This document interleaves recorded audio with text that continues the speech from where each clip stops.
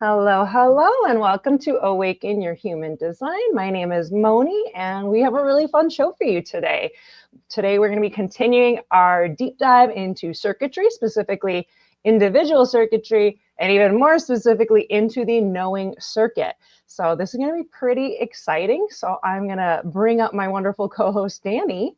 Oh, this is going to be good. We're in my favorite territory. Yeah, individual It, circuitry, you're a little yeah, mutant. yeah. The individual circuitry. It's basically my favorite territory, in my opinion, because it's just so strange and unique, and it represents our uniqueness. I mean, truly, it does. Cool. All right, you Yeah. ready to dive in? Well, but before we do, I was gonna say, and all the other circuitry ends up serving it as it relates to this consciousness program we're in. I mean, that's just something that ends up happening. It's all there to couch that individual right in the center of it all to make sure it can mutate, to make sure it can be unique. Yeah. Someone's got to be unique or else it doesn't flourish. So, ready to go. Fantastic. So before we dive in, thank you for everyone for liking and subscribing. It's really helping us grow in our little bitty baby steps. So let's get into it. So knowing circuitry, this is about being empowered to live as yourself. And those with knowing circuitry empower others, and they act as an individual example of uniqueness. And their need is to be observed and recognized for that uniqueness. They are inspired and intuitive. They're inspired and the Intuitive inspired. knowing. I'll get there.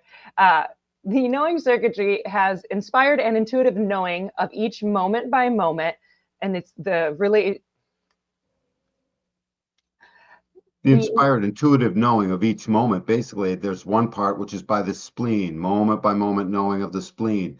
Passionate, this melancholy, this moodiness of the emotional wave. That's on the other side. So if you're looking at your screen, the emotional solar plex side on would be your right, and then the spleen on the left. These are the two different ways it's going through. That absolutely. gives you the unpredictable and creative and unique nature of that, and then it's not about perfecting, mastering, or organizing or birthing something. It's about birthing something totally new with the potential to transform, the individual and the rest of the world, to transform everything. It's about birthing something brand new into the now that the other circuitry isn't always thrilled about. Oh yeah, that's interesting, right? Because it's like the tribe doesn't trust the unpredictable individual, and the collective is just like, I don't even care. Like I got bigger stuff to deal with. Like don't mess it up. We got to take care of Mm. everybody. And they can't, right. They get very annoyed with the individual. Like myself, people get annoyed with me sometimes. Yeah, it's we're little oddballs. We're little odd ones that are bringing this new and mutative No, energy into the world. I know, right? right. You a mutant? What do you mean? No. Yeah, Moving on. absolutely. So for today, we're going to be going through the center column of the individual circuitry, and then our next episode, we're going to be diving into the splenic and the emotional solar plexus side specifically. So diving into our first channel, which is the 63. And this is the channel of mutation, and it is the design of initiating and fluctuating energy. Gate 60 is limitation, is the gate of acceptance, and it is a root center gate, which is that bottom brown triangle. And then gate 3 is difficulty at the beginning, and it's the gate of ordering, and it is a sacral gate, which is just above the root, and it's that red square. And this channel is about the potential for evolutionary change through unpredictable, mutative, and melancholic nature. And it depends on the capacity to accept limitation and transcend the confusion of new beginnings. That transcending of the new beginnings is so hard. It's just so hard. You're 4 years old and you step out onto the ice for the first time that you really remember, let's say, and you've got your sea legs on at 4, but it's still, what is this? Where is that? My toy is so far away. Everything is this like long, far new beginning that shows up. So this channel of mutation, the reason we're even going through circuitry, just to put this in perspective, is so we can get to the magic of the keynote for each circuitry, and you can you can fully understand the full breadth of what that's doing. This is dying to empower something brand new into the world specifically. and it doesn't know what it is because it's got to transcend a limitation of essentially not knowing. That's the transcension part. And then it gets into gate 3, and gate 3 is just because it's sacral and it's sustaining and it's got a buzz of energy. If gate 3 picks it up, it somehow orders the thing and it comes into the world. And everyone with this channel, or even with this gate, especially in a divine center, gate 3, knows that, or 60 for that matter, knows that ordering just takes place in a moment. It's that whole everything, and then suddenly, oh, my path forward is this, especially that whole thing we do. This is a great place for all that recognizing it didn't matter. I didn't need to concern myself with any of that. It all rubs itself away, and ordering takes place through the chaos of the noise that was distracting it in the first place. This is a format gate. It guarantees a certain amount of melancholy. I don't know if that's on the next slide or not. We And have it here a little bit when I wanted to dive into that with the root center, right? Because it's like this melancholic idea. And so from my understanding, it's like the root is this like adrenalized like pulse of energy. It's like, you know, now you're stepping on the gas and you're like, you can go. But because it's a pulse, it's not always steady. And that's part of why there's a melancholy. No. What is well, your it's never explanation? steady, and that's a That's what I'm big part saying. of the melancholy. It's never technically steady. It might be all on, and that would be a steady state for a little while, I guess. But But then it's it turns off again, right? well because it's in a pulse. So Yeah. what Moni's referring to is there is a chemistry inside of us that brings new and creative inspiration somehow or other being contributed right out of us into the world, or wanting to. And what Moni's referring to is the fact that this stuff happens in a pulse. We don't get to choose it per se, and everyone knows that creative pulse shows up. You can't schedule it, in other words, like the collective can schedule things. And the tribe certainly schedules things. This can't be scheduled in any kind of way. It fits the definition of creation. And when the creation isn't there, the melancholy comes in. Gate 3 says, I don't want to be here. You know, there's too much. It's absolute just melancholy and sadness, and almost fear, but sadness over too much disorder. I can't, there's too much pressure coming in. I don't know where the thing's going to be. I am lost in this disorder. And the melancholy of gate 60 is the melancholy of I'm stuck. I'm stuck. I'm stuck. Gate 3 sounds like it's stuck, but it's really in a morass of confusion, in a sense, transcending that. I know it sounds like a mental gate, but and 60 does the melancholy of that. And if you have this channel in your body graph, you've got a great adrenalized pressure that wants to sustain at the new thing. It can't help it when it finds it. And it can be very sad and restless when it's not. And that vibration will go through all the rest of the individual circuitry if you have this channel. It will format. That's why it's called the format. All the rest of the circuitry of the individual knowing circuit. Fascinating. Mm-hmm. Cool. You feel good about this? You I got feel pretty anything good with else? this. Cool. Not that I think of right now. Cool. All right. So next up, we have the 14 and 2, which is the channel of the beat. And it is a design of being a keeper of keys. And so gate 14 is possession in great measure, the gate of power skills, and it's a sacral gate. So it's that red square below. And then the gate 2 is the receptive, and it's the gate of the direction of self. And it is that yellow diamond just above the red sacral square. And so gate 14 is particularly focused on the availability of material resources to fuel mutation. And then gate 2 is the seat of the driver, the magnetic monopole, that one-way magnet that exists within our G center, our identity center, that yellow diamond that's pulling in a one-way direction, everything towards us.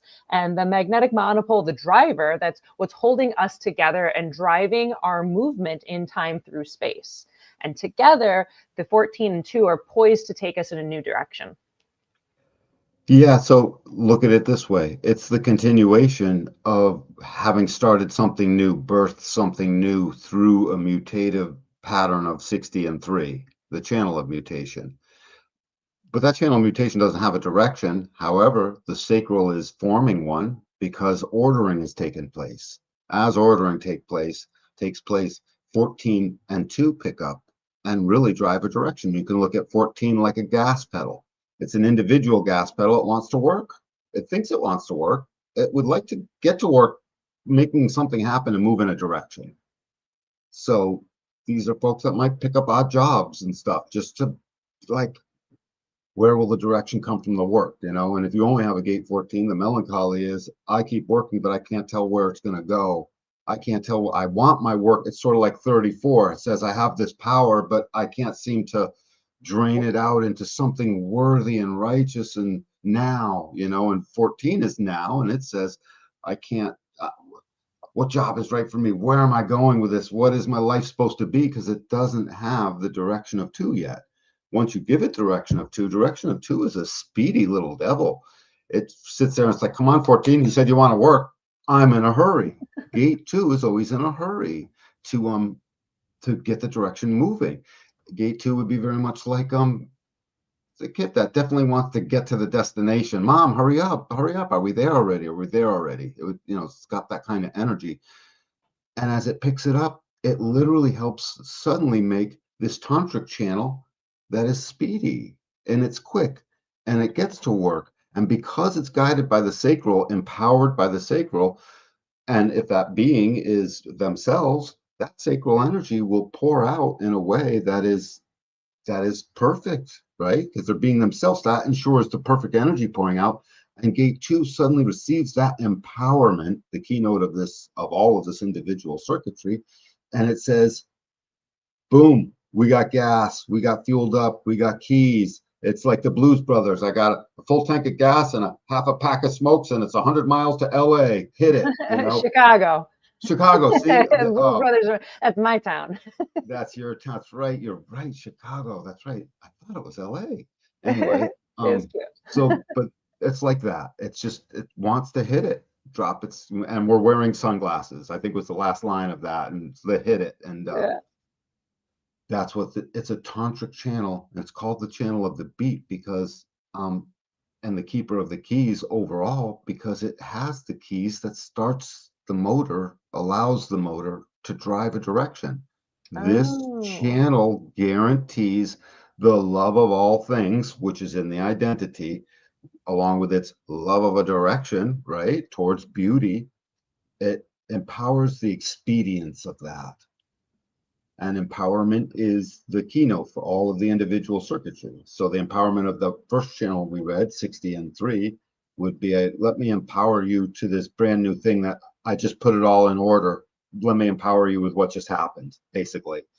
14 and 2 is like, we're pretty clear on what just happened. Let me empower you with the fact that we got moving. And then as we move up, you'll see the story it tells on the way to where do all roads lead, you know, to the throat. Yeah. That's so fun. I think I got enough on that one. I mean, as a cursory look at 14. Yeah.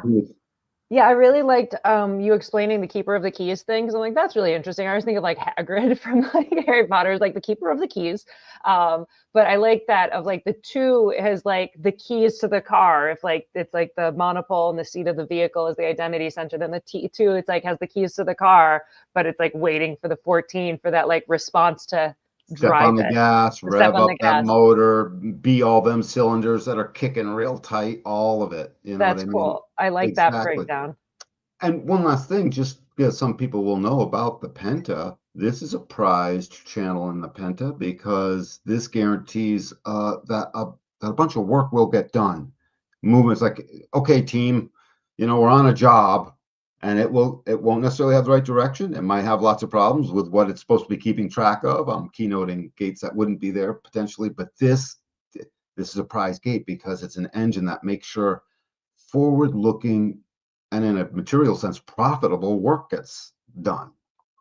In a real sense, it's that enjoyable sacral work gets done, which is not profitable or not profitable. You know what I'm saying? But it is both in this current world we're in. So cool. Yep. Final thing I wanted to bring up, just because you had mentioned it a couple times, that the 214 is one of the tantric channels. So just to like explain that to the viewers back home, the tantric channels are the channels between the sacral, the red square, and the identity center, which is that yellow diamond. So there's 3 channels. So it'd be the 15, the 5, the 2 and the 14, and the 46 and the 29. So all 3 of those channels are considered tantric channels, and we will have an episode going over that in the future. Absolutely. You know what? I'm going to want to expand Tantra at some point. We'll have to talk about that offline because as we grow, I think Tantra goes all the way from the root up to the throat.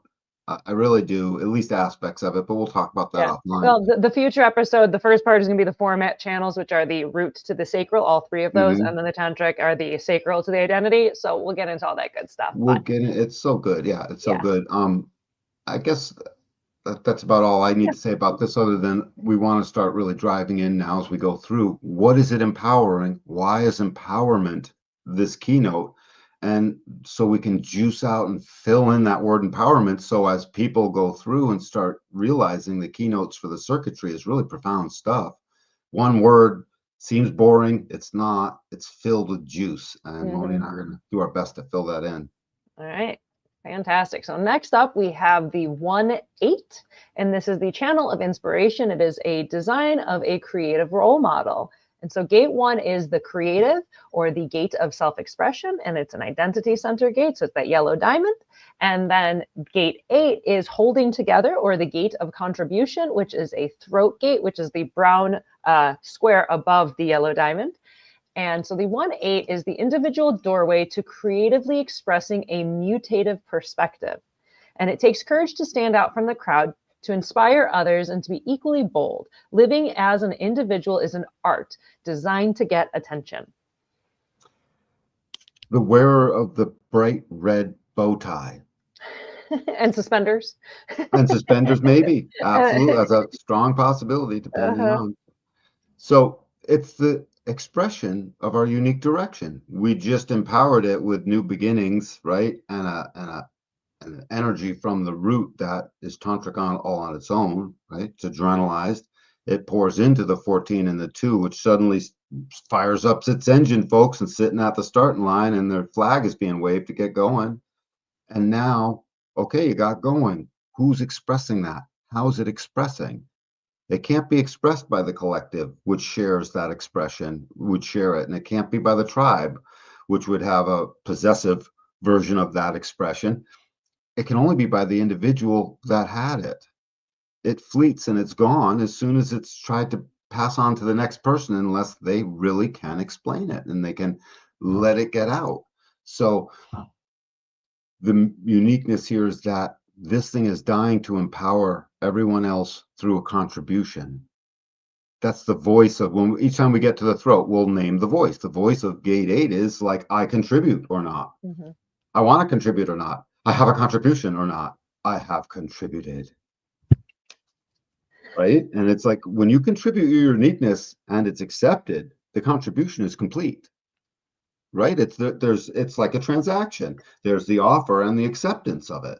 It's got to get accepted or it won't empower.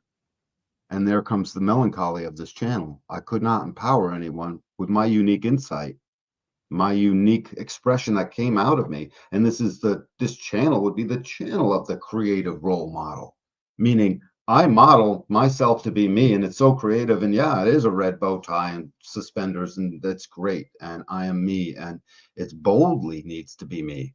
All the individual definition does, because it can't empower the other as anything other than itself. That's the point. You find places of low empowerment, you find places of high not self. Mhm. It's just a really straight correlation. Um, and so the contribution of gate 8 that wants to, it's manifesting, right? If this were connected straight to a motor with no sacral, it would be a manifester, right? I And mean, if there so was a motor to it on its own, it would be a projector. right. And if there was no direct connect, it would be a projector. But I'm just saying it's Yeah. manifesting because all the throat gates, some way, shape, or form, Oh, have okay. I been understand the called. clarification there. Yeah, because the throat center is the center for manifestation. And Yes, so it's a funny thing when the human design keywords overlap and you're like, wait, let me clarify that one. Let me clarify that one. it's a good idea. And hopefully you're noticing not only do they overlap, but when you're using human design to explain the thing, and if you yourself are in your experiment looking for the words, they start to stack up. It's in Mhm. the layering and stacking up that you now start to realize, oh, I have language for myself, just like learning a language, stacking up the vowels and stacking up the sounds. And I remember the first time I sounded out a word, it was like, take all those vowels and consonants you just said and sound it out. And that's exactly what this is. We're always sounding it out and saying, the keynotes on top. So this is melancholic when there is no empowerment, when it cannot empower something new. And it's the contribution to group goals. So this is the most exalted expression of individualities to recognize its potential key into the collective matrix, into the collectiveness of it all, because it's towards group goals. It's never just a contribution. 8 and 1 in a channel, and they got the most stunning contribution. If it is, there's no one to tell and there's no one to contribute it to, it almost doesn't matter if it's like 12 giant 22-pound gold bricks. It doesn't matter what it is. Yeah. That makes sense also if it's projected on its own. It's like right. It needs to be recognized, it needs to be seen, or it's just like murp, murp, murp. Yeah, which gives way to the fact that, being yourself, following your strategy and authority, recognizing what's going on here. 8 and 1 are wicked sensitive to 2 and 14, which are wicked sensitive to 3 and 60. So they only as yourself do you align, and you don't have to think about it. Really. Yeah. What else about this? It's again one of the channels of the Penta. For anyone who's interested in that stuff later, we'll get to it. Future episode. Yep. And its uniqueness is like stunning. These ones will cling to it and be there, or there'll be a certain amount of misery. And it's never understood because its uniqueness, as was formatted by the original pulse in the channel of mutation, comes in a pulse. And just really get to know what that pulse is. That pulse is you don't know, you have no idea, and then it arrives. No different than whatever the waves in the ocean. You don't know. Here's one. Here's another one. That's how it comes. So, yeah. The only last thing I wanted to share is I love the description of the 1 and the 8 as like the 1 is like that individual artist, right? That's just like has its direction and is like creating some cool, crazy art. And then the 8 is like the art promoter, and it totally. Yeah, it was just an interesting way for me to like grasp what this channel meant. And so if you have, just the 1, maybe you're like this artist, but you don't know how to like promote yourself. And on the flip side, if you have the 8 and not the 1, then, maybe you're not the one creating the art, but you want to like contribute it out into the world. You want to share it. You're like the promoter for it. Totally. And you don't know where that creativity will come from. Why am I not contributing creatively enough? And if you're just a 1, the melancholy hones down a little further into, I am so creative. Why is it not being contributed? Because if you only have 1 of each of those gates, its recognition is that its chemistry and the whole chemistry of the body of this being, when they make a contribution, lights up. And I think we've even mentioned this before. If there was a team of doctors there with all kinds of vital statistics, quietly taking them, they would find, oh my God, in those 8 minutes, this person's body was as tuned as their athletic 20-year-old self. That's what they would find. I don't know exactly that, but versions of that. For the sake of like you're giving an analogy for the sake of a story. Totally. So like it's not like it's not a 1-to-1, but like the essence of it, I understand what you mean. Very is much. Like they would be very much in tune with themselves and their expression and contribution. Yes, everything would be working right. Eyes would dilate just right. All the stuff in their blood, everything would be dilated just right. Inside that makes everything move. Cool. All right, I feel good. Moving on. All right. Now, so before we were going from the root up to the throat, so now we're flipping and we're going to be going up from the head center down to the ajna and then eventually to the throat. So the 6124 is the channel of awareness, and it's the design of a thinker. And so gate 61 is inner truth, or the gate of mystery, and it's a head center gate, which is that yellow triangle right above on top. And then the gate 24 is the return, or the gate of rationalization, and it's an ajna gate, which is the downward facing green triangle. I'm going to get really good with all my shapes in my hands. And so the 6124, this is about the mental capacities of the individual, comprised of inspiration. And so gate 61 is inner truth, and gate 24 is rationalization. And so it's like the 61 is like inspiring it, and then 24 is like, how do I process this? And it's going to go over and over until it gets it. And so mental definition, bringing sudden experience of knowing, a satori moment. Yeah, and that satori is very much what happens when Deepak Chopra figured out the 7 rules of success or whatever it was I forgot the name of the book, Spiritual Success. That was a moment. That was a Mhm. Sator. It's like it came through. That's 360 as well. Mm. So But just a notice different vibe on it. a very different, because now it's up in the toy box. It's up in the mental ajna where its resonant frequency is going to be held onto over all of time. It will always be part of the of the way this being now is able to have their conceptual factory get to work. That's what they're always looking to do, is put it into a concept. And so a lot's going on here, because there's a melancholy and a fear and a pressure. It's all of these things.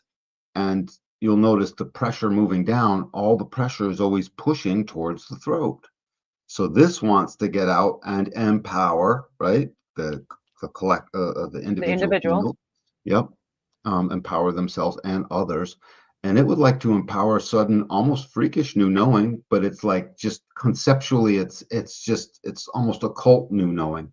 It is the mystery factory that, like, I see the mystery of the thing, and its delight is in the capacity to then basically empower someone else with what they just rationalized. 24 catches it, and 24 makes it's like the sweeper.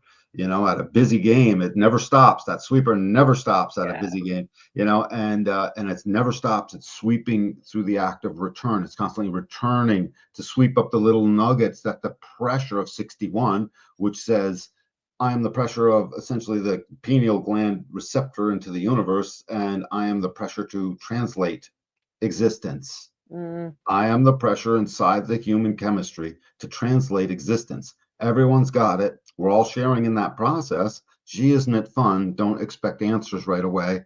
Uh, right?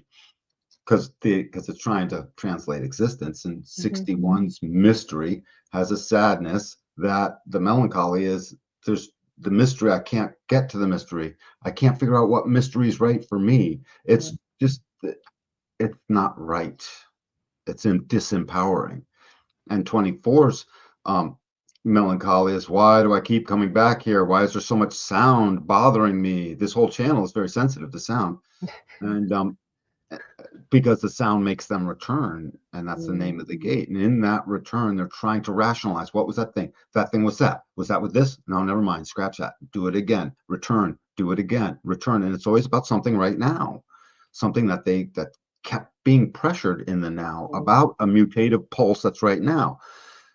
What makes this so interesting is, because this is an awareness center pouring into, unlike the root center down below pouring into the sacral, people are aware that this pressure is pouring in, and that the conceptualization might be empowering. Down below, it's just chaos and sacral energy. When will it, when will it finally materialize something? And 60 is like, well, when will I finally transcend this limitation? When will I feel less stuck? When will I feel more organized? When will I feel like doing something? That's all 63 stuff. But up here, it's, oh my God, I see this. It might be, and it wants to empower. And it gets terribly sad when it cannot literally let the mystery factory run through into the rationalization factory that says, I've got a concept for this. Bam. All the mental gates have this form of bingo or eureka. I found it. They all have a version of that. And this one's version of that is, I've solved the mystery. And because it was a mystery at first, it wasn't something collective known and sort of going over. It was mystery. It's like there's nothing, and now it's something. That's the unique pulse. One important thing about 61 is that there's this whole channel. Actually, you can take a philosophy into your life if you have either gate 61 or the whole channel, or even 24 for that matter. Is there's things you can know. I mean, this is literally just practical things you can know, things that you absolutely do know, and there's things that you cannot know. And it's the surrender that says, the things I cannot know, what to do. And it leaves, well, because it leaves you with just the things you definitely know, right? Even if you're wrong, doesn't matter, right? It's just the things you yourself inside have a knowing of. And then there's the things you can know, because you at least are aware. You can go look it up online. If you want to dive in, you can come to know whatever the thing is. Those things aren't so much mystery. So it's about teasing out that thing that's mystery and saying, oh my God, I get to let this go. I'm driving myself crazy, returning like a Chinese water torture drip is what 24 does, Uh-huh. or not all the time, but enough to where anyone with it knows what I'm talking about. I do. You know what I'm talking about? Yeah, I have the 24. I don't have the 61, but I have that 24 that's always going over something and over something and over something and over something where I'm just like, I want to get to the end of it. I want to come to the conclusion and understand something. And it's maddening when I cannot get to the end of it. And it'll just keep going in my brain. And I find I really love when the 61 is lit up in the transits because I'll just get this like inspirational knowing. I'll just have something come down and it'll like meet with that 24 and it's like, oh, cool. And now I can process it. Whereas before, or otherwise, when the 61 is not lit up in the transits and my 24 is just going over it and over it and over again, it can get very maddening. Absolutely. Now it's doing important work when this being is themselves, right? And they're like, this is great, and the direction feels good. They can wait. This is like for all of the pressure centers, actually all of the gates, for all of design, learn to wait. Some things are instant, most aren't, or many aren't, however you want to look at that. And so you end up waiting, and then this one here then goes into this concept factory. And I guess I don't know what else I want to really say about this the fear. Mm, 24's fear. This isn't ever, so you will know this fear too, Moni. Um, it's the fear of ignorance. that makes sense.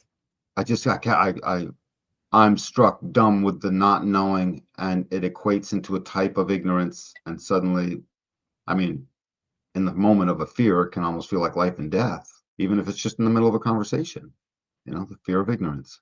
Mm, Um, so it's not your, I mean, it's your fear, but it's not a, it's not a legitimate yeah, fear other than an awareness fear. It's not a fear for you to like live your life by. makes sense. Cool. I feel good. Hmm.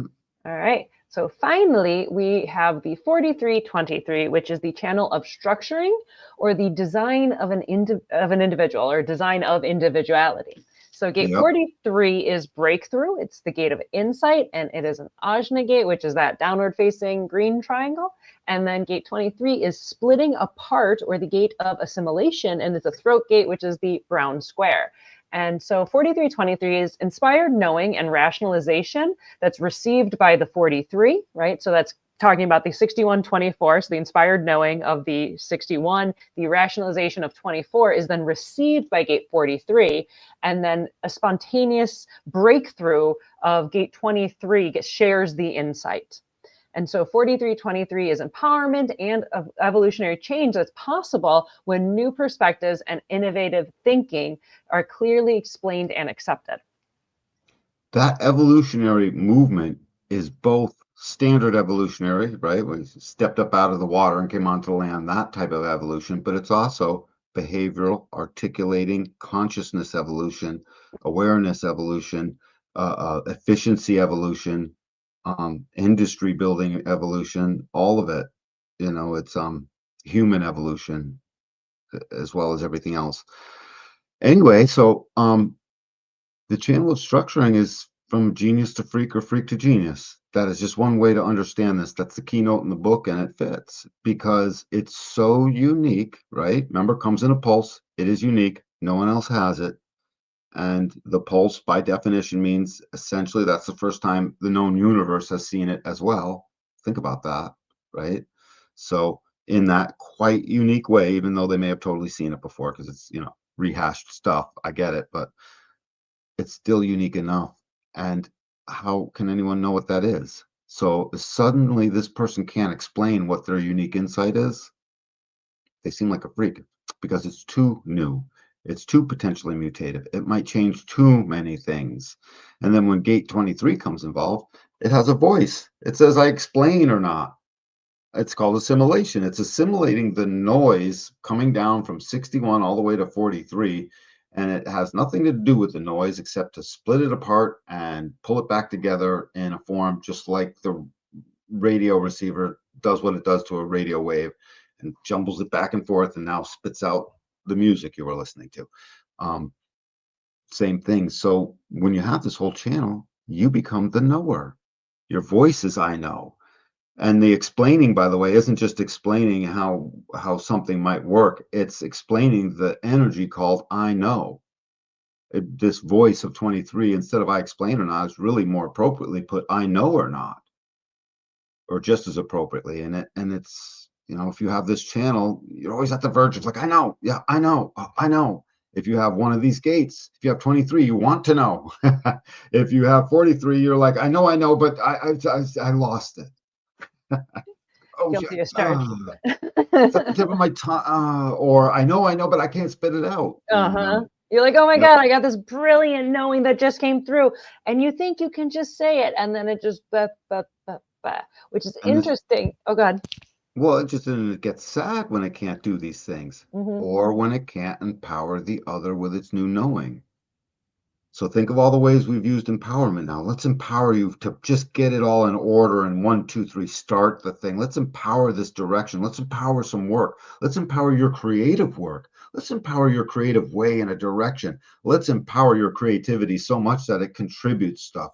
Let's empower that mystery you just went through and now can explain it, because that's a lot of work, mentally speaking, even if it happened in a moment. That's a lot of stuff. Let's empower these things. Let's empower the explaining of I know, so that it impacts the other and empowers them. So empowerment starts to take on a lot of different keynotes and a lot of importance. Why the keynote is so important for the circuitry. And the other stuff about this channel, I mean, it is a genius. It's got so much noise rattling around up in there that it's liable to raise its hand over and over and over again. Oh, I know, oh, I know, right? That type of thing. And it's steadfast. It's almost like a fixedness. To try and explain to the knower differently is going to fall on deaf ears. You got to get used to that. If you have this channel, you're not hearing necessarily, the same, because you've heard it your own way, and it mandates and it makes for sure that a certain amount of uniqueness will be preserved by that individual. And when they're preserving their uniqueness, people think they're a little bit of a freak. When they're contributing their uniqueness, people think they're a genius. And then the rest of the time they try and float in between, all nervous that they don't want to get labeled one and hoping they get the other. Yeah. And then the fear of 43. It's got a bona fide fear, and it's just straight up a fear of rejection. It's got a sudden hit over and over where rejection, because of your uniqueness, because the thing you're about to say is too much, because it sounded good in your head, and as the words come out, the impact doesn't feel right. But it's still a manifestation at some point in time that it wants to come out the throat and be made into the world. So it's like a spell. We spell it or we say it, and that becomes what they used to call abracadabra. I mean, we spell and say things into existence. Mm-hmm. Yeah. Yeah. I mean, it's a whole concept of like blessing somebody compared to cursing. Right. My curse word is a curse word, quote, quote, because you're cursing the space, you're cursing the energy and whatnot. Yeah, I had a couple things Right. too. So what's interesting is like the 4323, it is a projected channel on its own. If somebody just had this, then they'd be a projector. And so it's the importance of waiting to be recognized and invited to share that individual, unique, freaky genius knowing. And the other thing that's really interesting, because 43 is the breakthrough, right? It's like, oh my God, it's that like, aha, something came through and like you understand some new crazy thing.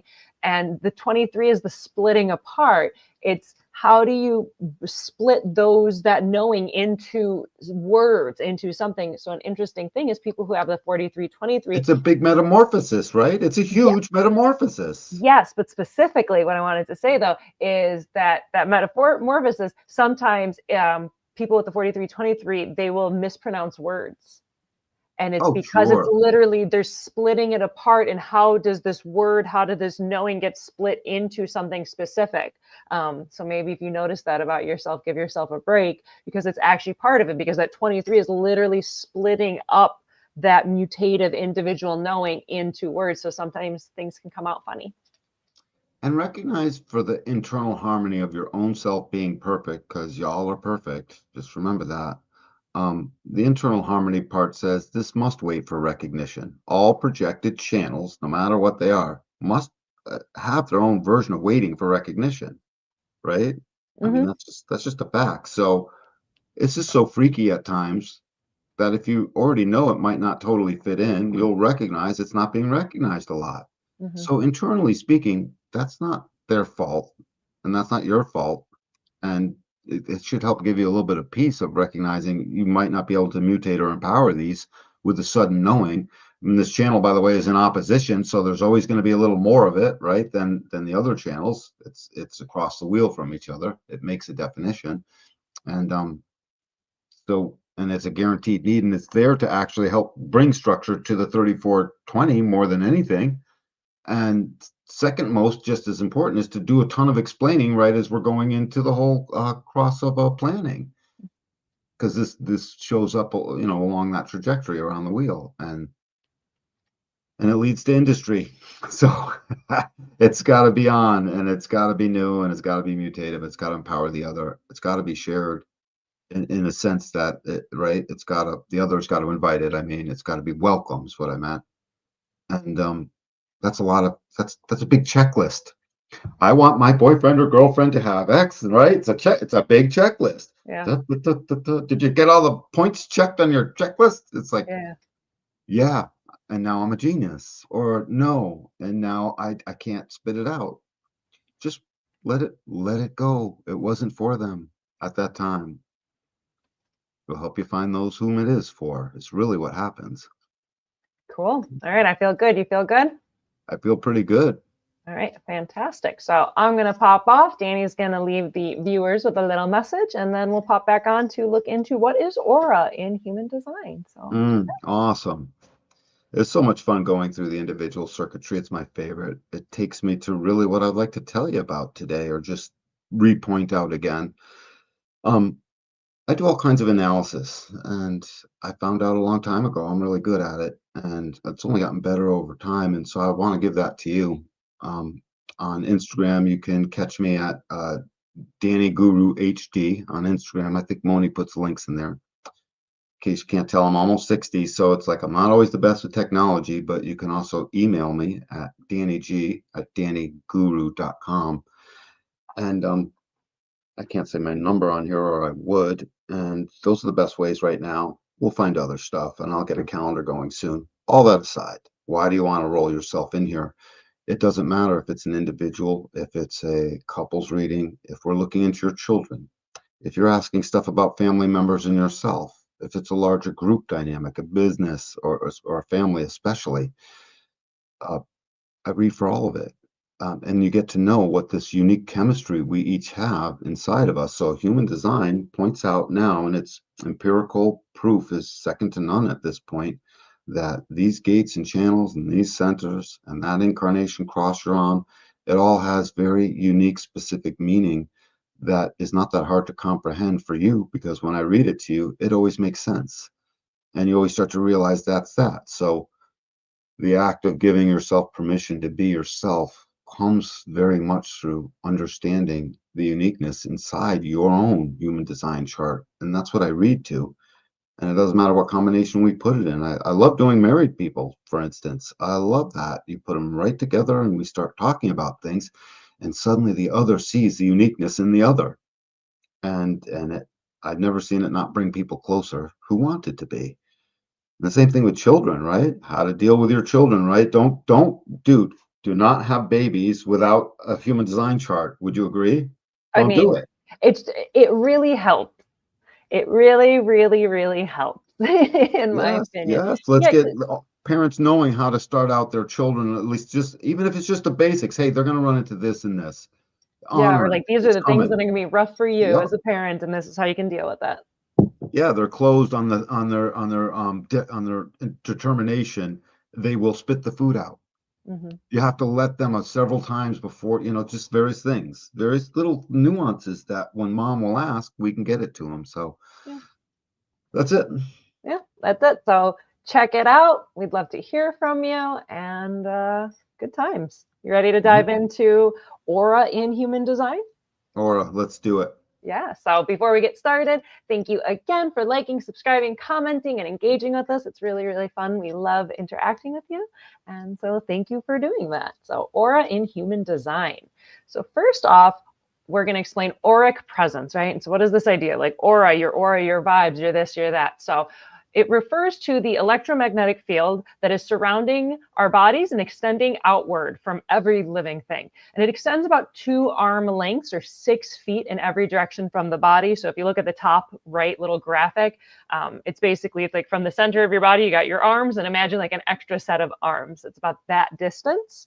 And this auric connectivity. It's a powerful and nonverbal form of communication. It's like you feel it. You feel when you're walking down a street and you get that creepy vibe and you're like, I got to get out of here. Or, you're with somebody you love and they like get close enough and you're like, oh my God, I just want to like hug you and eat you up, right? So that's what it's about, is we can pick up this electromagnetic information. It's like, it deep down. And so what's fun with human design is you can start to actually understand it besides that good feeling, bad feeling, you get more specific. And so by understanding the key differences between types at this auric level, we create the potential to interact and communicate successfully and amicably between one another at all levels. It so is. It's, the book, The Human Design System, The Science of Differentiation, was originally going to be subtitled, instead of Science of Differentiation, it was going to be A No Fault Guide to Living, how it's not the other guy's fault.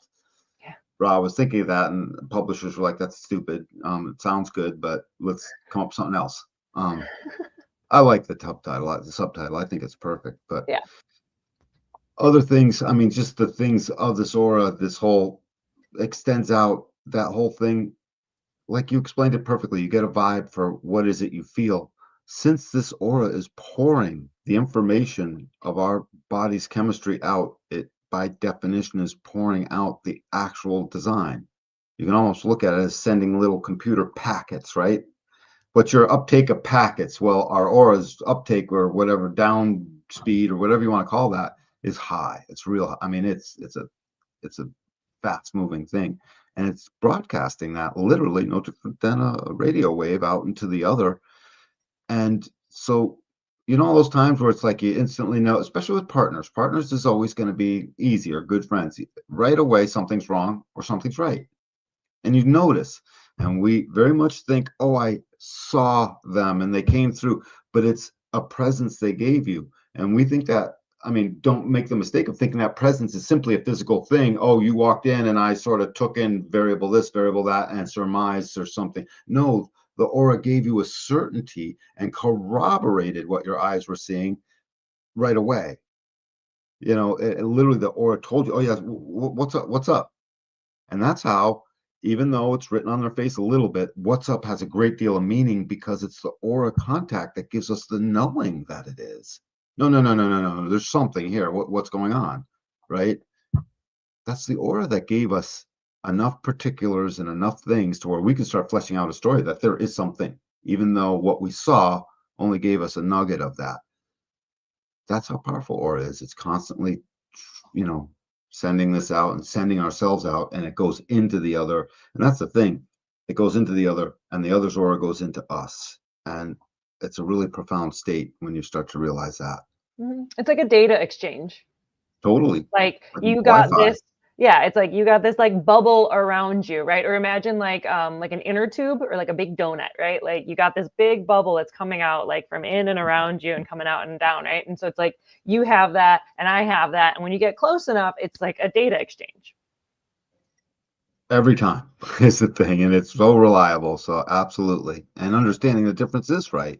The differences in these auras actually define the types. Mm-hmm. They give them much of the meaning to the type itself. Yeah, type makes a lot more sense when you start like understanding aura. So perfect. You ready to dive in? Yeah.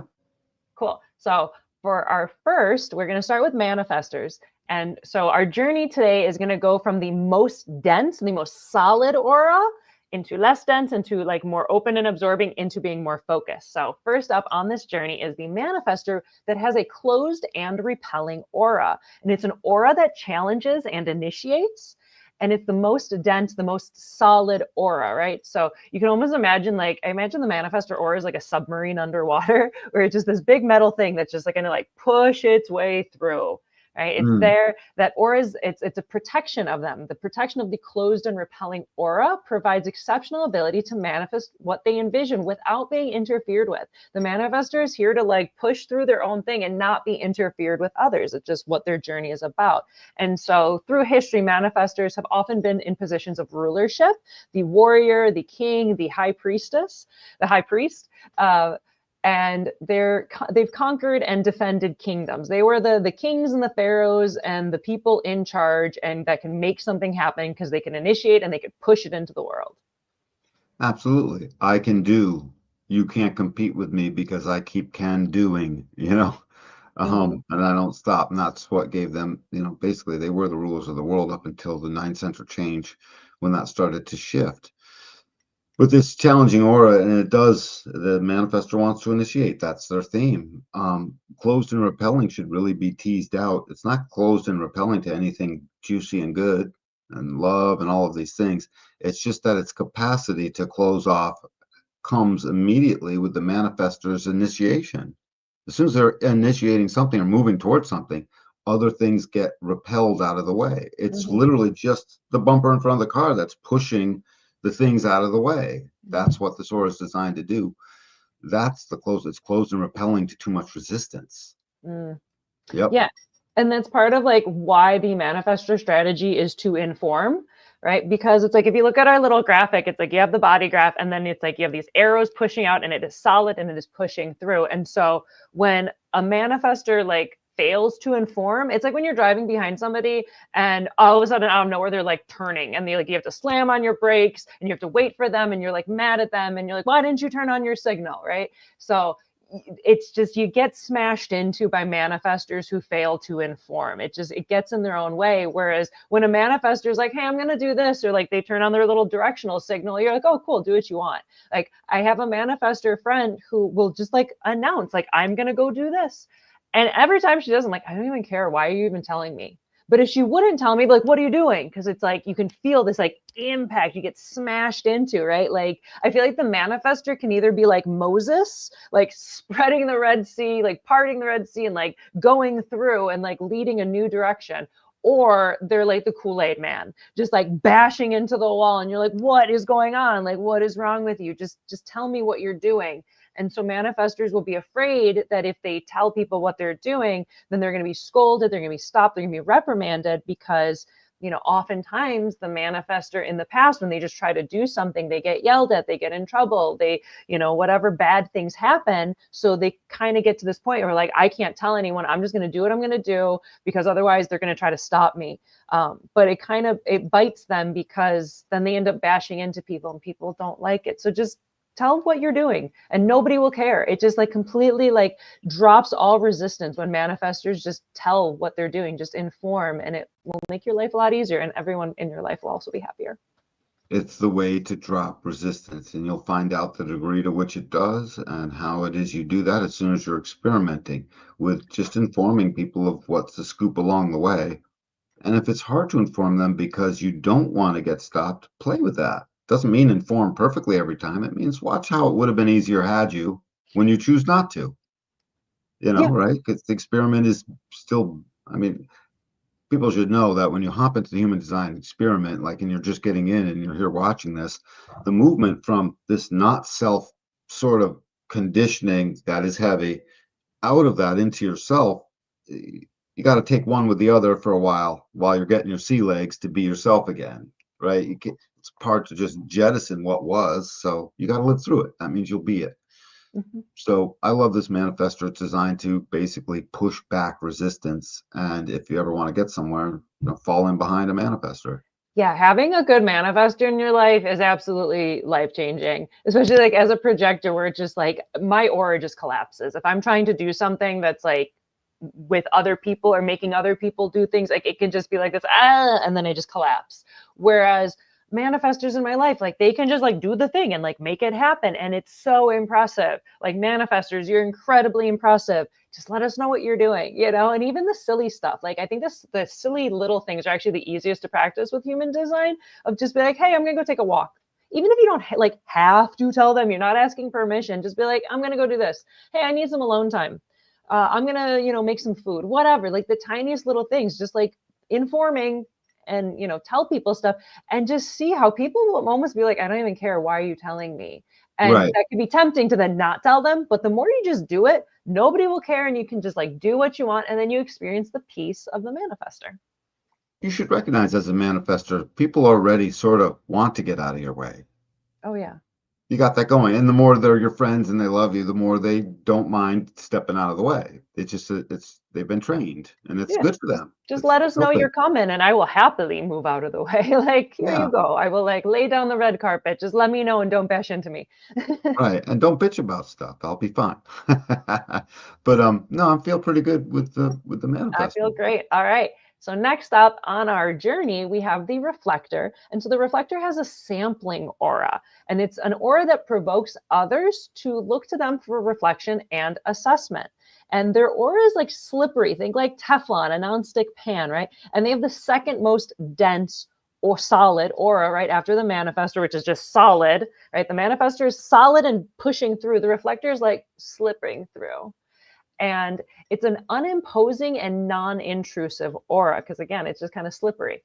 And it's sampling, reflecting, and judging the quality of the environment and sensing who is living authentically.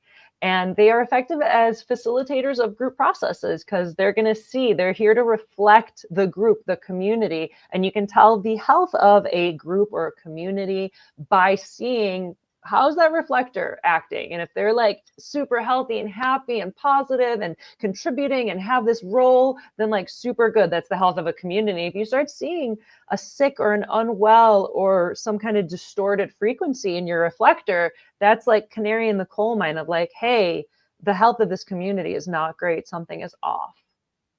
The reflector's aura, its presence being 1% of the population, they're rare-ish mostly. Um, and their aura alone, just by its very existence, has helped to teach us all that we need to see when the community isn't and when the very immediate surroundings and so forth and the where of where we are is not healthy. So we all get a chance to start to get that radar that says, oh, this might not be the best for us. And the reflector acts as the constant reminder, like a tuning fork always has A440 when you go to tune the piano, it never changes. The reflector ultimately acts as that corroboration about the health of the health of us, the health of the milieu, they're reflecting back, are we living out the human nine-centered condition or not? And they've got this beautiful aura that allows them to hold it at bay and take a little in. It's the perfect biopsy aura, you know, That's a hold it good. at bay, snip a piece and take it out and sample that thing. Um, I've had many couples where one or the other was the reflector of the couple. I've had enough times, and I've always, always, always, almost always, shall I say, the reflector would be the one that agreed that, yeah, I sort of stand back upon first encounter. We're going somewhere and say, hey, blah, blah, blah. Someone says something or hi. Suddenly the reflector will notice they're almost a step back from usually their generator husband or wife. That's be the more common thing. And that it's always that way. And it's just this unconscious just movement back because they've got to take a moment to sample. They're not ready right now. Call a reflector fickle at times. Their aura is holding them so that they can find the right energetic place to be for them to be themselves. So that aura is communicating that, and people might always be like, what is this little unicorn thing here? I think I like it. Oh, I'm not sure if I do. I think I like it. Maybe I don't know. They're the least easy to know what is it, in my opinion, anyways. That's really interesting, like within couples to like notice like they're stepping back, like they need that moment, right? The reflector, they have that 28-day cycle because they're going to sample this, they're going to try this, and they're going to try this. It's like almost like imagining like them at like a big buffet, and they have like they're going to go through like this grand smorgasbord and all the best restaurants in the city over this month. And so they're sampling this restaurant today and they're sampling this other restaurant tomorrow. And over this like 28-day cycle, they're going to try all the restaurants in their town and then be like, what was your favorite food? And they'll Like, know. yeah, it's just, to give another analogy of like how to work with that. It's like, if you only tried 3 restaurants, like what's your favorite restaurant in the city? It's like, I don't know. I've only tried 3 of them.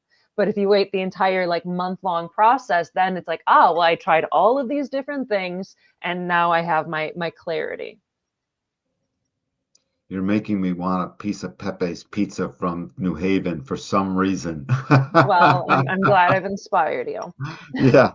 Um, what else about the reflector? That sampleness of the aura guarantees. It just guarantees that they will take in stuff, and it does guarantee a certain amount of slipperiness against the other. Hmm. So get used to that and realize that's their sensory way of literally pulling in data. Hmm. Hmm. We all have it. Wait till you get to the generators, Yeah. you Are know. you ready? Oh, You we're good? there next, right? I mean, Yep. we could, yeah. Yep.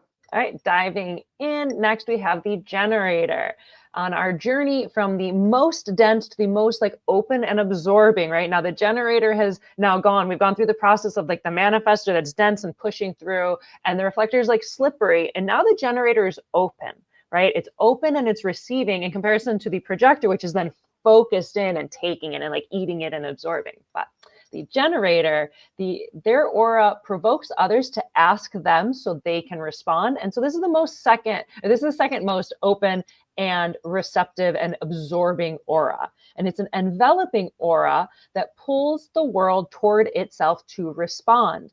And they are the great builders of our civilization. They are the great doers and builders. They have that defined sacral that like wants to build something and wants to create something that's right for them. And a generator, a manifesting generator, when they are in tune and they're waiting for the world to come to them, right? Because the generator is pulling them in, it's pulling the whole world in, and then that sacral is gonna be like or if they're into it, to put their energy into it. And it's really profoundly that way. Don't try to complicate that sacral response, and don't interfere your aura, because one thing about the generator aura is, so far the first two auras we've gone over and the fourth one we'll go over discern, at least to one degree or another, and they discern in their own way. Right? The manifestor discerns about the resistance they're not wanting and about to go through. The reflector is a discernment machine by its nature, and you guys have your discerning about where that focus will and won't go when you choose to discern, right? Don't get caught up in something. Even if we're not caught up in something, even if we're totally, we've been through our process and we're way to our nature, we the aura is open and enveloping. It doesn't discern what gets to come in on it. It's part of the reason, I guess, the generator is essentially given the responder, because that's all it can do. Everything in the world is available to come in on it. It's open and enveloping, and that's what it broadcasts to the rest of the world. So recognize, as a generator, you can't just go there and have yourself not be seen, felt, or enveloping the other. No matter what you do, someone's going to check in on you and ask you a question. So it's coming, Yeah, I mean, you're because pulling it in. yeah, we're designed to get that happening, so that the reason 70% of the planet is generators, a little under that, but about that, is very, I mean, part of it's just obvious. You need that generative energy to physically build everything day in and day out, because the generator will do the same thing over and over again for 50 years if it feels like it. And at the same time, it's like a glue. It's part of the attraction thing that keeps everything getting pulled together, Hmm. so that we can make more, so we can have tribes, so we have something to protect, and all of that good stuff. Yeah, and like generators are so lovely to be around. It's like a big hug.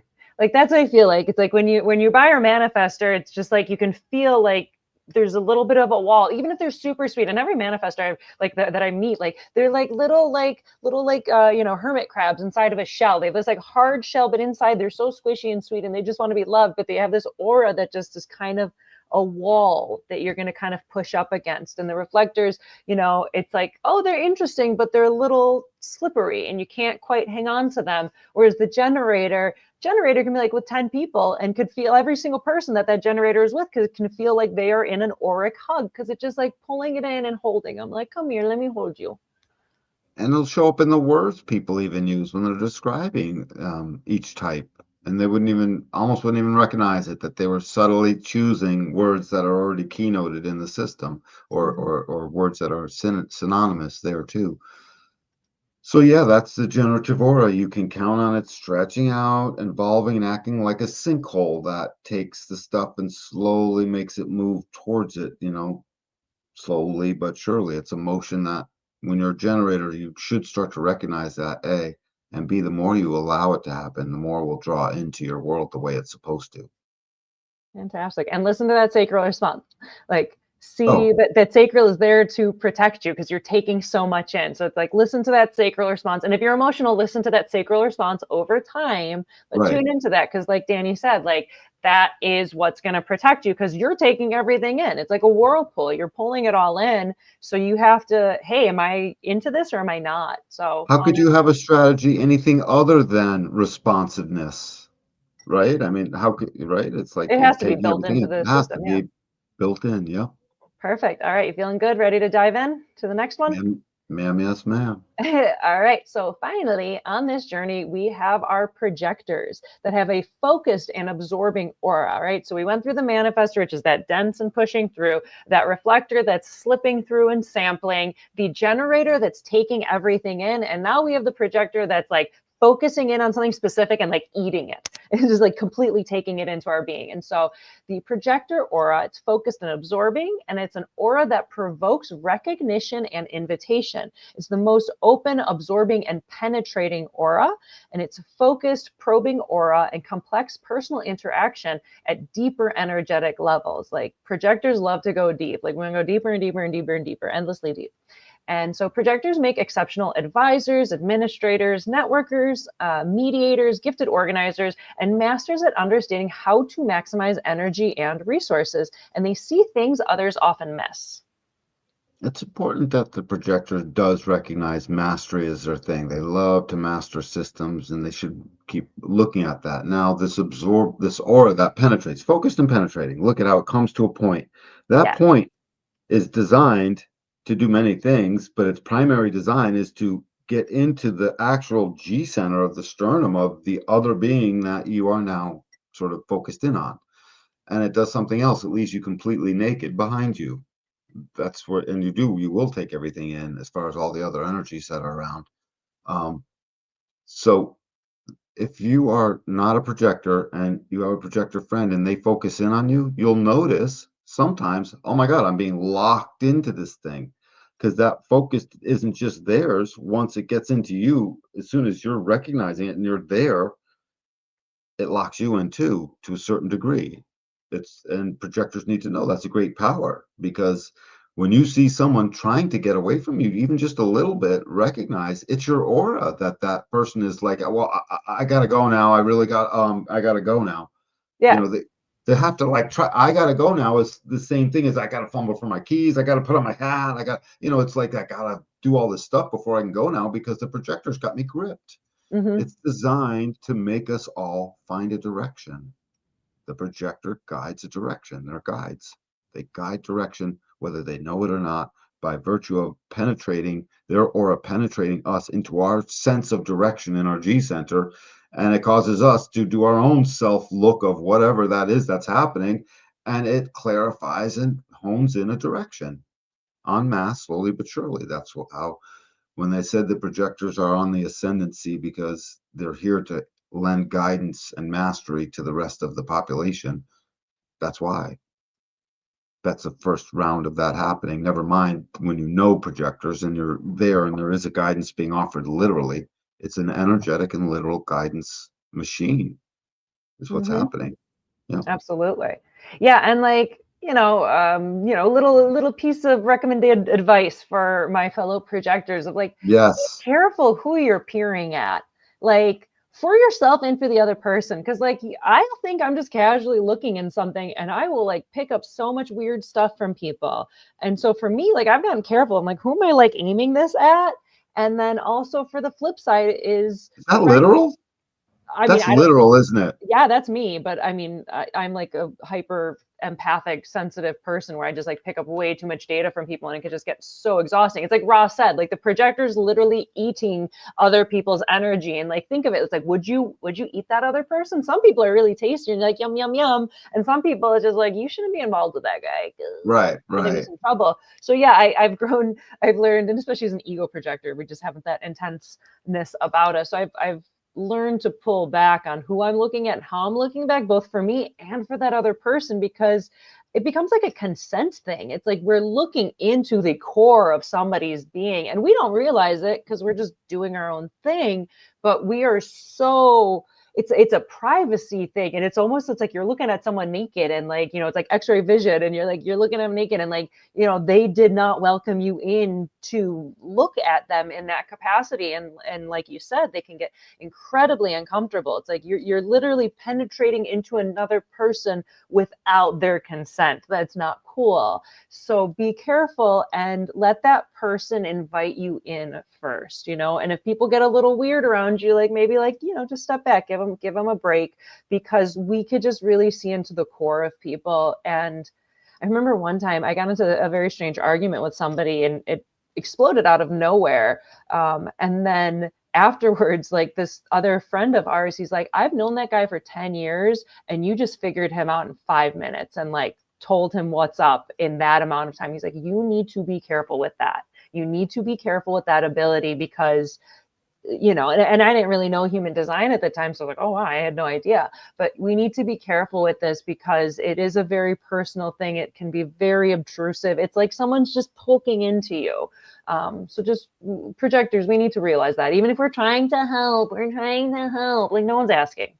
Wait till they ask. They'll appreciate it. And then you won't get bitter and annoyed when they don't want you peeking in on them. And if you felt like you had to help regardless, don't take it personally, any of it. Just do it because you felt like it. It satisfied something inside of you, or you felt like finding out what would happen, or, Yeah. absolutely. Yeah. And there is a bargain because we're all part of the same, mankind, human family, right? So there is a bargain. Um, the bargain is, I mean, it's pretty simple. I have agreed to be penetrated. So, and the real consent part, I would say, finesses out to really showing up in spades if it continues. I don't know how much the consent's needed for the first moment because that's our human condition. But Well, after yeah, if that, you're just like interacting and like you're crossing someone in the shopping thing. But even then, I've had people like look at me, you know. absolutely you have, right? So it is there potentially from the beginning, but it's just healthiest to recognize that it's about the continuance. And you, as a projector out there, when you're hearing all this, you recognize those times where you insisted on staying in the thing and someone's trying to peel themselves away. Yeah. Just like you recognized when you insist on you want to be in the thing and the other wants to be there right with you. And that felt so good. Yeah, let them want you. Let the other want your energy and your focus, because projector recognition, when somebody wants it, like they feel so special. When somebody wants our recognition, they could feel so special, and they could feel so sad and hurt when like the projector takes their recognition away. Like I've definitely Mhm. experienced that, especially because projectors are good one-on-one, right? So like projectors are penetrating into a person. You can't eat two different people at the same time. It gets very confusing. It just like you're taking in too much data. And so that's like one of the things that Ross says, that is projectors, we're one-on-one. And so if it's a projector with two people, like one of those people is not going to like you because you're not going to be focusing on them. And I've been in these situations often. I love my one-on-ones. And as soon as another person comes around, I'm a little annoyed, but I'm trying to be friendly. And I find myself, I have to make such an effort to look at the one person and talk to them, and then look at the other person and talk to them, and look at the first. Like it's such a conscious effort to try to make sure no one feels left out, because we're so, super It's so focused funny in on one at a time. that you say all that because the one that's feeling left out in the moment, well, we're already, I mean, the default answer, obviously, it's no one's fault in that moment. But the truth of the matter is, what they're sort of picking up is the fact that your aura penetrates one at a time. Why aren't you penetrating me anymore? That's what's Yeah, happening. no, it You're is. the one guiding that feeling left outness. It's not the other one. Might be actually, it might be the other one, depending on circumstances. But most just energetically, textbook wise, that's you guys are creating that, and that helps fuel a direction. in this profound kind of way. So love up that projector aura because it's good. Hmm. Flash around, watch what happens when you look too long. Just like Moni says, careful where you point that thing. Find Yeah. out, experiment with it. Point it too much for a minute. You'll see. Yeah, you'll Right? see that and see how good it feels when somebody invites you in. It's a very beautiful thing when somebody invites you in, and like Danny said, don't take it personally. I've been really practicing that of like, don't take it personally if somebody's not into whatever you're offering, because it's not personal, and you'll have that bitterness pop up, like projector bitterness. It's just reality. But what I've really found is, don't try to push things into existence. Don't try to push energy. Don't try to make other people do stuff, is really the trick of it. It's like, projectors, do your own thing that makes you happy. Be careful when it's trying to make other people do things with their energy, because that's where it gets squirrely. Just focus on perfecting yourself, master your systems, notice things, and wait for those people that are like, she notices stuff. Like, what do you Right. got? You've been paying attention, and I know you see something, and they're Right. asking for it, and you're like, oh, you want to know what I have to say? Let me tell you. Enjoy that bubbliness. And so, see when you feel the bitterness of trying to guide somebody and tell them what to do because you're just trying to help, but they're not asking for it, and taste Yeah. that bitterness, taste that, like, "Meh, meh, meh, meh, meh, I tried to help them," right? And then see the difference of when you wait and you're recognized and invited, and you share that, and they see how special you are. You could taste the sweetness. Do you taste sweetness and success, or do you taste that bitterness? And that's a way I've really found as a projector to play with it. I love the way you just described that. It's just such a simple thing. Just recognize it's for you. You guys are the kings and queens of recognition. All things recognition. Yeah. Recognize how to manifest, you recognize how to generate, you recognize how to penetrate, you recognize how to guide, you recognize how to be recognized or not. Yeah, we again, we see things others miss, and it just seems obvious. It's like funny to projectors, I think, when it's like, you see things, how did you notice that? And you're like, I don't know, it was right, like, literally in front of my face. How could I not notice this in front of my face? But recognize that other types don't have that. They have another trip going on, and they have other skills and abilities that they're offering. So we're going to recognize things that people miss, and we're going to see the things that people need before they know they need them. So if you notice that somebody needs something, but they haven't noticed it, and then you start offering it, they're like, what are you doing? You're crazy. But wait 5-10 minutes or however long it is. And they're like, oh, I need this thing. Oh, do you know this? And then you're like, I do. I got that hit early. Let me help you with this. Um, so It's just, so true. And if you're a fourth line and you can't help it, you can at least project that if they're going to need this, you know what it is. yeah. Or, you could do the little bit of a cheat of just A like, tease. Put a well, and tease out in the there. moment, you can be like, hey, I noticed something. Would you like my input? And if they say Right. no, like, don't take it personally. But that's like a little bit of like a cheat that you can maybe like put a feeler out with like a question, but try to hold back on immediately trying to help people, because maybe they need to stumble and figure it out themselves. And now we're interfering. So notice, as projectors, we can either be the most brilliant, beautiful guides, or we can really interfere and mess stuff up. So Right. Right. play with that in your And that experiment. interference runs both ways because when the projector aura disorganizes because its focus went into the wrong thing for it, that disorganization is both ways. It's both to the other, that's like whatever, and then back to yourself. It's like a feedback loop. So whatever happens there sort of comes back in on you in those moments when that's happening. Very powerful aura, very nuanced bunch of things. I don't feel very nuancy with my generator aura. I bet you the other two auras feel a little nuancy about their stuff, and I know for a fact this aura nuances out all over the place. And I can't wait for more projectors to keep telling their stories. It'll be a very good thing. I feel so recognized. Thanks. Well, thank you. I need you guys. Nothing ever good happens in my life until I have an intersection with a projector. It's 100% at this point. When I go back over time, they're always there. They're always there. It never fails. And I'm like, oh my God. Then there's a manifestor making an impact. It's just, it's always there. Yeah, it's like when These, we're all on our A game, like well, the on our A beauty of game, the it shows world. up. Yeah. Yeah. So perfect. I feel good about the projector. You feel good about the projector? Yep. All right, perfect. So finally, just thank you. Thank you for Danny for doing this with me. Thank you to everyone who's watching and liking and subscribing and commenting and sharing and all the good stuff. I love it. I appreciate all of you. And yeah, I think we've had a really fun show today. Yeah, well, at some point in time, we'll dial up our capacity to have a little spot where all the questions go and stuff like that. Because we want you calling in with your questions. When I say calling in, to writing in and Commenting on the thing, and yeah, commenting. I'm just showing my age again. Yeah, it's like call it in. yeah, Yeah, all of that. More interaction. I think it's coming, Moni. I think there's going to be some we're really building. nice. We're building and We do. We have like really lovely comments, and I get happy every single time, honestly. Like it's really, really fun every time we receive those. So I feel like we're just kind of baby stepping, baby stepping, baby stepping, baby stepping. So I'm I really wrote a excited. comment. Did you see it by I chance? did. I was funny though, because I saw it and I was like, oh my God, somebody's complimenting me. And I was like, oh, it's Danny. It was really Well, it sweet. counts because I thought it. I'm like, oh my God, this is good.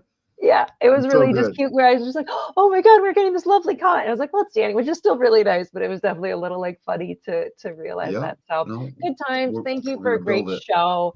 So next week, we're going to be continuing our deep dive into the individual knowing circuitry. We're going to be doing the splenic and the emotional. And then as a surprise, I've been working on, we're going to do a how to read a chart. What are these little glyphs? What are these numbers? Why are there different colors and shapes? And we're just going to point out the different pieces of a chart and some basic interpretation, just because we've been having some comments where people are asking me, how do I know this about this? How do I know this? And then I'm writing out a whole comment. I'm like, this is absolutely silly. So Mm, I started a presentation to just break down the sum of the parts of the body graph and the mandala in order for it to not be so big and scary. And let's just like break it right. down into little pieces. So we'll be back for that next week, Can we next call it Wednesday. demystifying human design body chart or something like We can that? come up with a cute title. We'll play with Yes. it. We'll play with the We want copy. to demystify it. It's not crazy architecture from, Greek times that you can't possibly know. This is stuff you already know. So, yep. Absolutely. So we will see you next week on Wednesday. Was it 8:30 Eastern, 7:30 Central? And until then, have a great week, and we'll see you then for some more human design exploration. Bye. Absolutely. Bye, everyone.